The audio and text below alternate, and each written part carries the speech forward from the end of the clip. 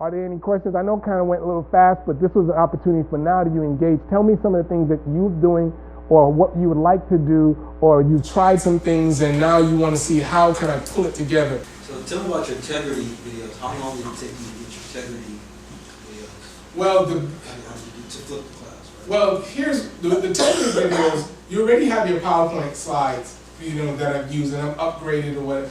And it's a lot shorter to me doing the video than actually sitting in class, because in class you're actually going through more detail. With the videos, you're actually going specifically through the information that you have written.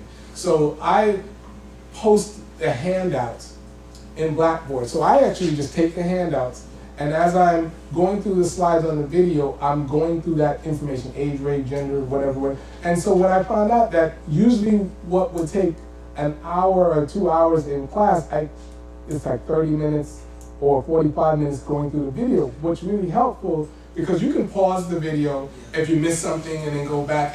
And when you start up, it actually seems seamless. So you have pretty much your whole semester or your whole section's worth of integrity videos now for the next. Exactly. And you probably tweak them. Yeah, every now and then. And you can edit the integrity videos. So, I mean, anybody, when they take, I don't know how much of the course actually goes through all the things you could do with the integrity video, but you can edit them, like take things out and close the space between if you said or you paused too long. Because I've done, I've made that mistake. I'm giving the lecture and something distracts me and I'm silent. And I was like, oh, it was still on, So I had to go in and just close that gap. So you can edit certain, and it's not extensive editing, but with the timeline, you can say, well, from this point to this point, there was a gap, or I said something that wasn't right, I'm gonna take that out.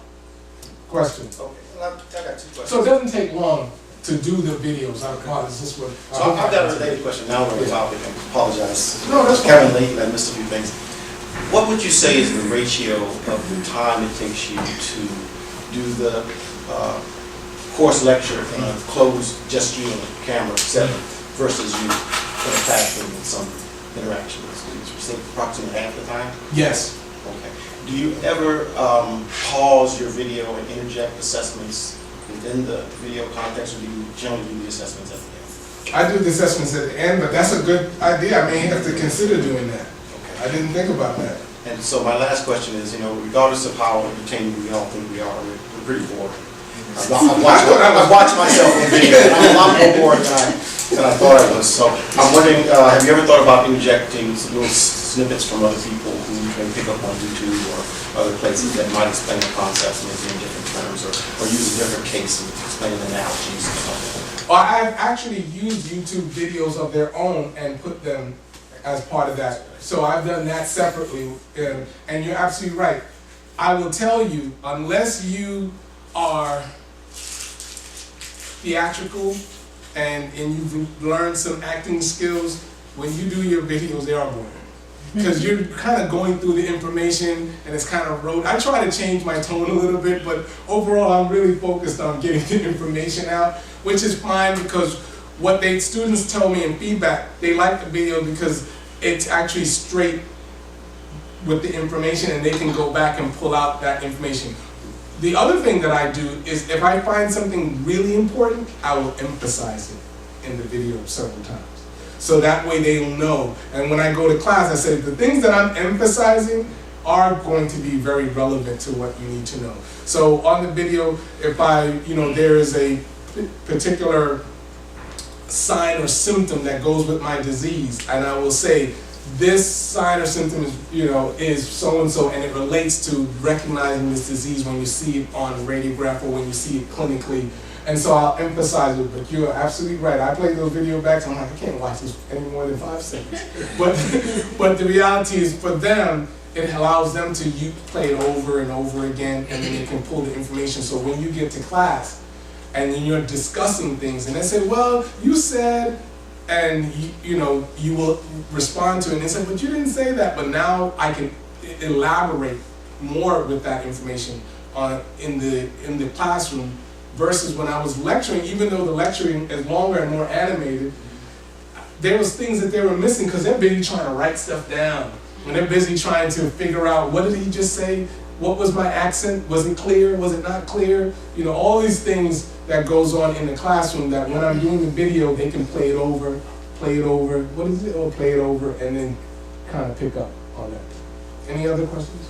So, when I attempted to do things like this, so for example, give them the material that I would lecture on, either in a video or through multiple other resources that they do at home, I get basically the same response I get when I just say, read this chapter and let's have a discussion about it. I get the students come to class completely unprepared to have any sort of meaningful discussion at all. And it's a struggle. Like I've had sometimes where it's just a complete bomb when we get to class, and I end up reverting back to lecturing anyway, because I have to prepare for that. And so I end up just lecturing anyway because none of the students are prepared to actually have any kind of meaningful discussion. Or maybe one is. Right. For a small class, the probability of having, one student or two is about what you're going to get in return. But if you have a big class, yeah, I can see you can get, there's a higher probability of getting, say, maybe 10% of 100, then you may have a discussion. But when you've got 20 to 25 students and only 2 of them actually have even bothered to look at the material, it's very difficult to have a discussion. And very daunting. So I will tell you, when that happened, what did I do? I learned something from CETLA. When I first got into Blackboard, I used to print out my syllabus and hand it out. And then I put it on Blackboard and said, no one's looking at it in Blackboard because I printed it out. Why would they want to look at it if I already have it available? So I have to take some things away. The other thing I learned in CETLA is, what are students really interested in? They're interested in a grade, nothing else. You can tell them all, if you say this is for a grade, you get a different response than when you say, go ahead and do it. Because when I said this is for your benefit, you will learn so much, it will help you in your future. They're like, and my future is now. I'm not interested. I got other things I need to do. But if I said this, you will get a grade and you will be graded on this, and you have to take an assessment, you have to take a test at the end of reading this information. I got everybody to respond.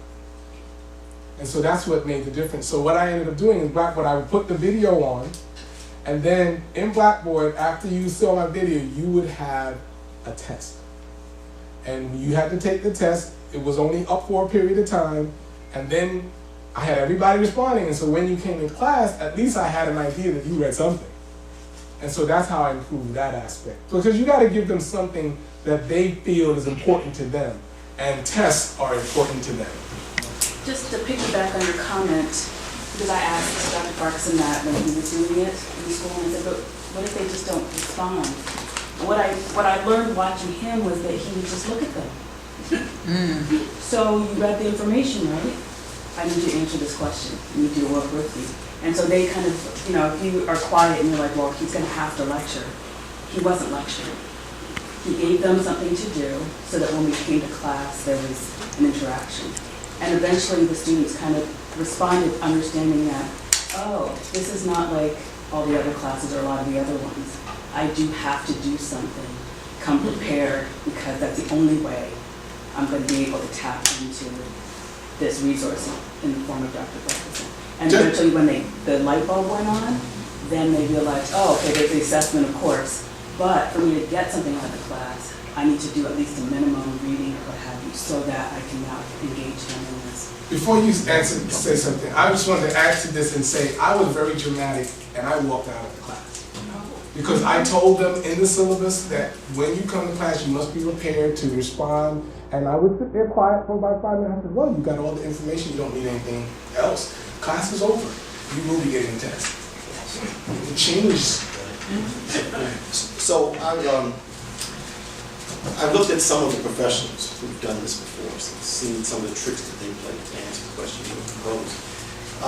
I went online a few weeks ago and I looked at some work from Udacity, and I was trying to get some of the technique that they use. And one of the things that they do is that they will pause the video and give you an assessment right in the middle. And they'll allow you to restart the video, but they'll also ask you to iterate around that assessment until you get a certain level of achievement. And then you can move forward into the video. The thing that I have done that I've found successful is I've told my students, I'm going to ask you 4 questions in this video. And I want you to answer those 4 questions at the end. And then the assessment is just 1, 2, 3, 4, blank. So without looking at the video, they have no idea what the questions are. So you force them to get the grade, to actually listen to the video, watch it, to look for the questions. And in the process, they pick up some material. That's very good. And so those are things I haven't done within the video, but I've done separate. So posing the questions in the video so that they will respond to it later, I think is a great, so thank you for that. That helps with expanding some of them. But you have to basically put ultimatums for them to understand that this is for their benefit. But initially they're not going to see that because they're not used to any of that. They're used to us just standing there giving a lecture and then they can hide out.